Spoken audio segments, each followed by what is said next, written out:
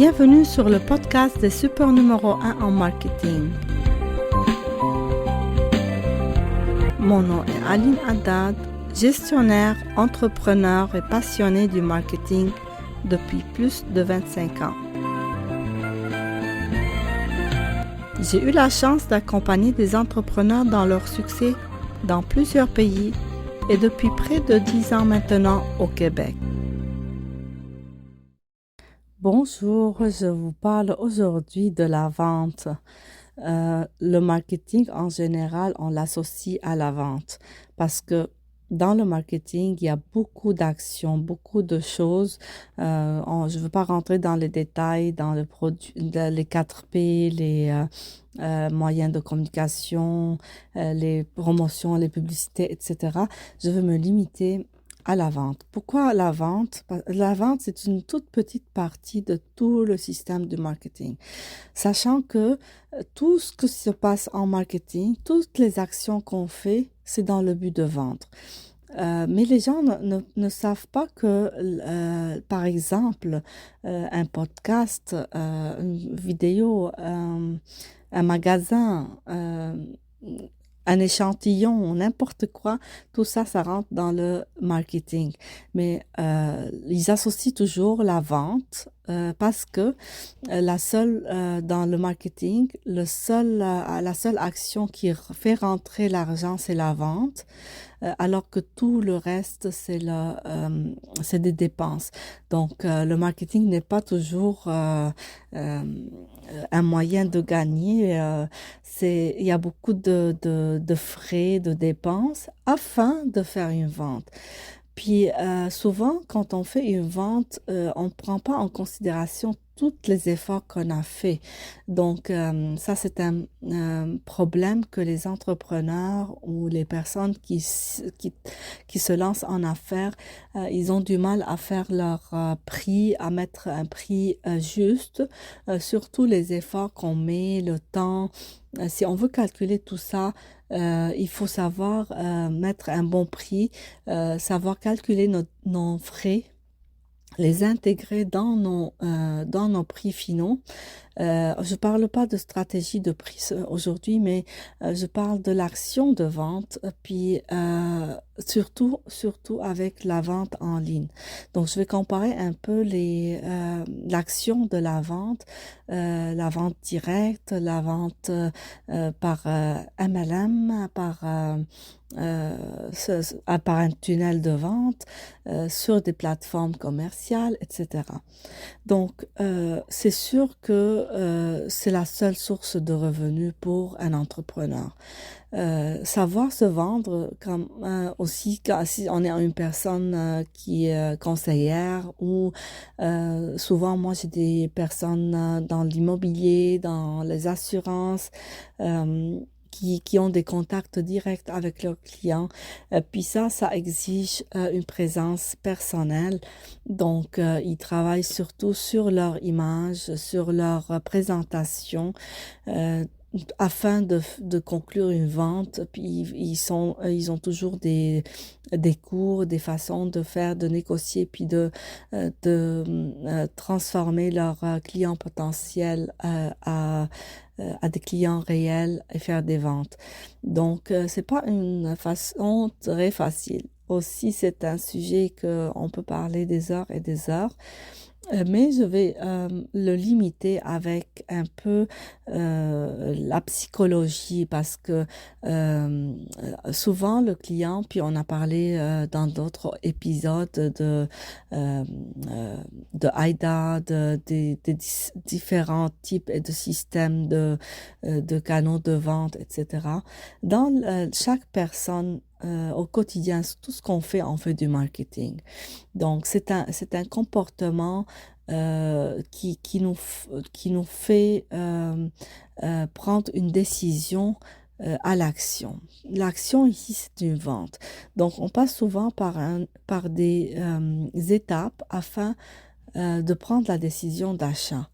Nous, quand on va vendre quelque chose, tu peux pas venir et m'imposer quelque chose que moi, je connais pas. Donc, tout d'abord, si je connais pas le produit, tu vas me le présenter. soit en ligne, soit physiquement. Donc, en ligne, comment ça se fait la présentation du produit ou du service? Ça va se faire à travers visuellement avec soit une vidéo, soit des photos, description avec un podcast, avec n'importe quoi. C'est juste de m'expliquer c'est quoi le produit que tu vas m'offrir ou le service.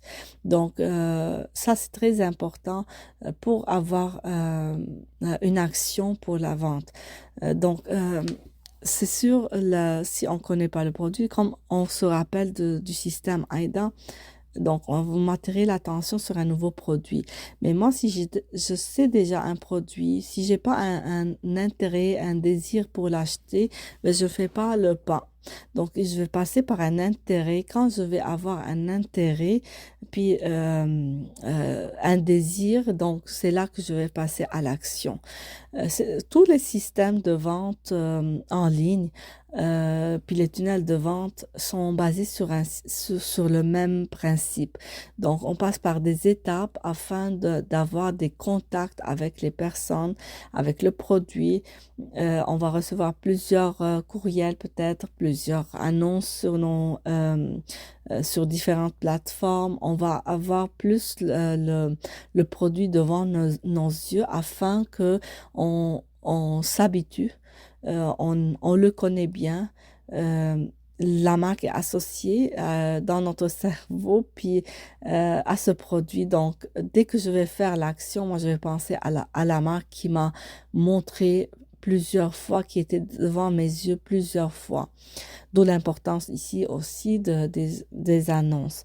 Je ne vais pas parler de stratégie, mais vraiment la vente, c'est l'action qui est viable pour l'entrepreneur. C'est la seule source de l'argent.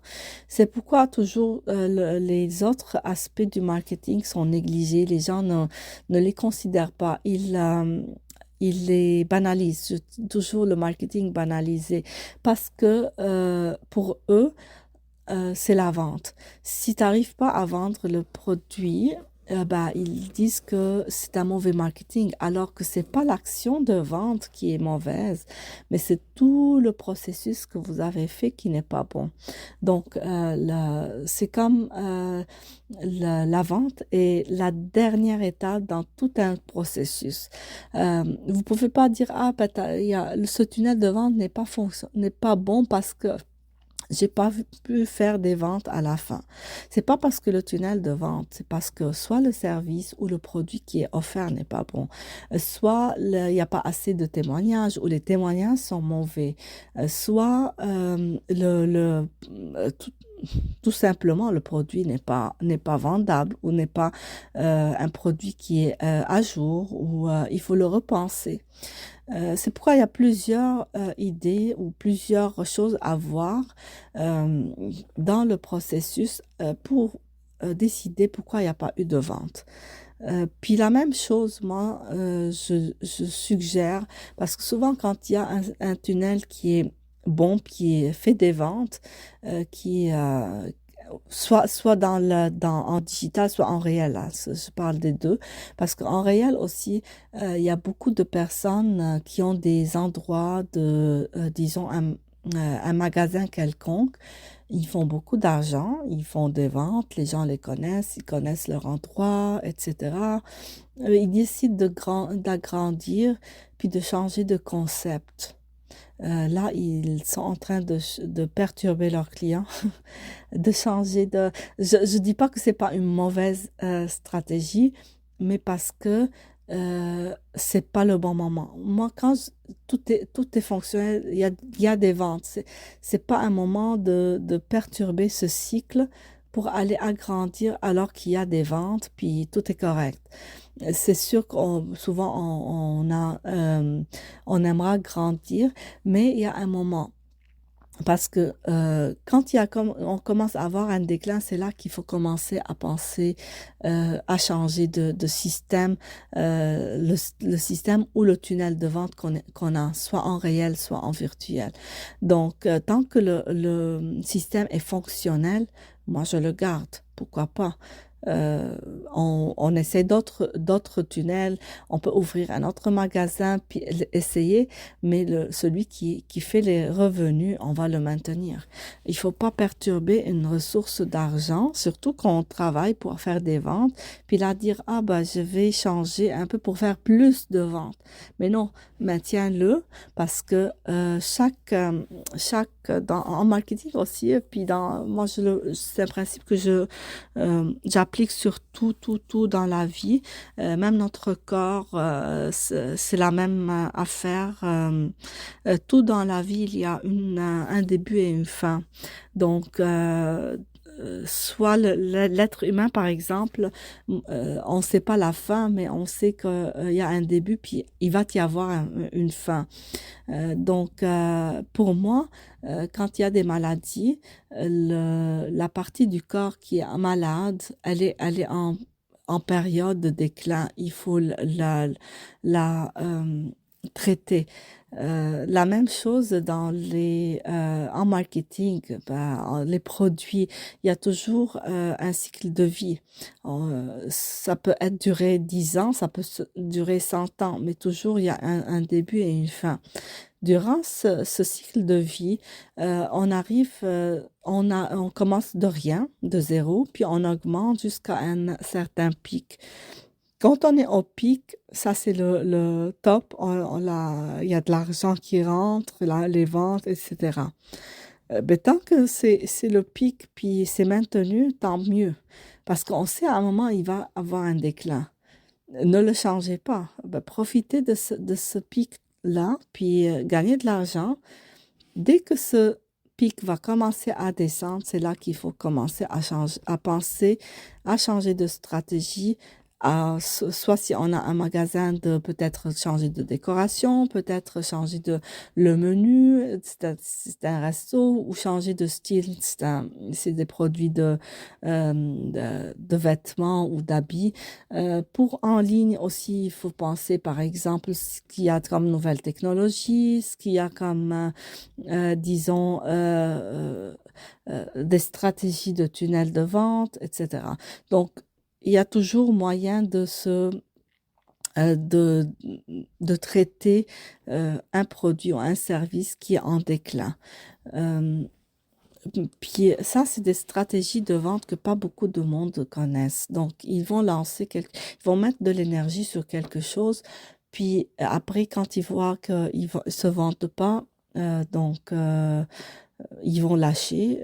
Puis c'est dommage qu'ils vont pas repenser à tout le temps qu'ils ont mis dessus à faire des changements pour pouvoir euh, ajuster leur tunnel. Ici, j'ai peut-être passé rapidement sur les échantillons. C'est pourquoi dans le marketing relationnel, euh, puis ça existe jusqu'à maintenant pour ceux qui se demandent, c'est les échantillons. Les échantillons, c'est pourquoi on fait des échantillons ou des prototypes. Dans des usines, on fait un produit, on fait un prototype pour essayer, pour voir, pour tester les gens. Puis dans le temps aussi, c'est pourquoi aussi on fait des polls, des stratégies de questionnaires pour demander aux gens de tester le produit et de leur donner leur avis. C'est aussi les témoignages en ligne, si on veut dire du virtuel maintenant. Donc, tout ça aide à améliorer le service et le produit qu'on est en train d'offrir. Ça rentre dans l'amélioration de ce produit dans le but de satisfaire le client final. Donc, nous, on est en train de savoir ce qu'il demande pour qu'on puisse lui offrir le bon service et le bon produit. Aussi, je peux vous parler des heures et des heures sur ce sujet. La vente, c'est quelque chose, comme je vous ai dit, la plus importante en marketing. Puis souvent, quand on dit marketing, les gens pensent aux ventes, alors que c'est tout un système. Je peux vous parler des heures et des heures sur ça. Donc, je me limite sur ça parce que aussi la négociation rentre dans les ventes. Même en ligne, on peut négocier. Donc, ça, je peux aussi en parler après. Mais sachez que les prix fixes sont toujours sujets de négociation. Donc, soit dans le virtuel, soit dans le réel. Il faut savoir comment mettre les prix, puis être prêt à négocier en ligne aussi. Quand quelqu'un clique sur un produit, puis change d'avis ou en train de magasiner, puis il a mis votre produit dans les favoris, donc il faut penser aller lui proposer quelque chose, négocier avec lui avant qu'il change d'avis ou si jamais il a cliqué puis sur un produit qui est un peu cher, peut-être lui proposer un promo ou quelque chose en ligne. En vraie vie, la négociation, c'était tout un monde. On pourra peut-être parler de quelques critères ou de quelques choses en négociation. Je sais que il y en a des centaines et des centaines de stratégies de négociation. Donc, je pourrais peut-être aborder une ou deux à un moment dans un podcast. Euh, je vais vous laisser pour le moment parce que je peux, comme je vous ai dit, parler des heures et des heures. Si vous aimez les podcasts que je fais, n'hésitez pas à inviter du monde à aimer le podcast, les médias sociaux et de me suivre.